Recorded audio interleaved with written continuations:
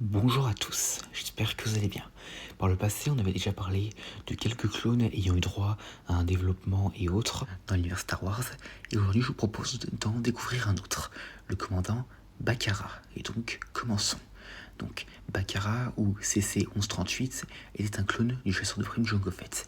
Il a été créé et entraîné sur Kamino, et il avait été entraîné par un ancien protecteur mandalorien venant de Concord Down.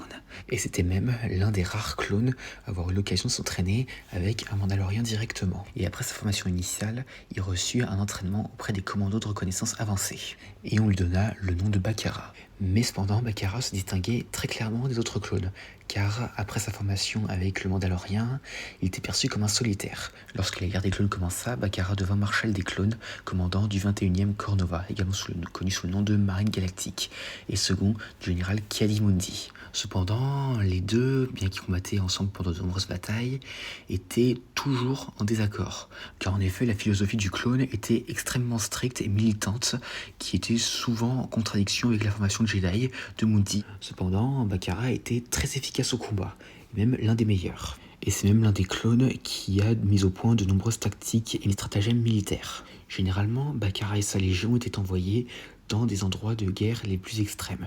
Et en plus, l'arme de Bacara, qui était un peu différente de celle des autres clones, était un prototype améliorant sa force.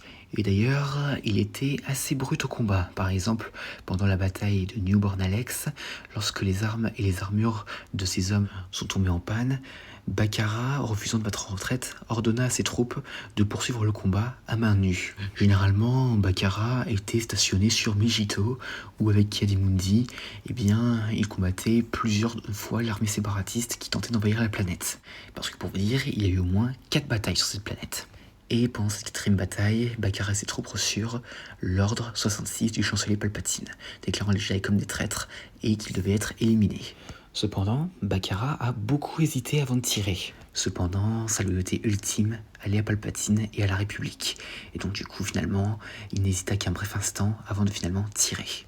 Après coup, Bacara, satisfait d'avoir exécuté l'ordre, repensa à son action et aurait volontiers agi de même envers quiconque, qui selon lui menacerait la République. Suite à la mort du Jedi, lui et ses troupes poursuivirent le combat dans les dernières positions séparatistes afin d'anéantir leur présence. Et finalement, lorsque la République a été réorganisée en empire, Bacara entra ainsi au service du nouveau régime de Palpatine, en tant que Snowtrooper. Et pendant son service dans l'Empire, il a notamment supervisé la réorganisation de son unité en Marine Galactique Impériale.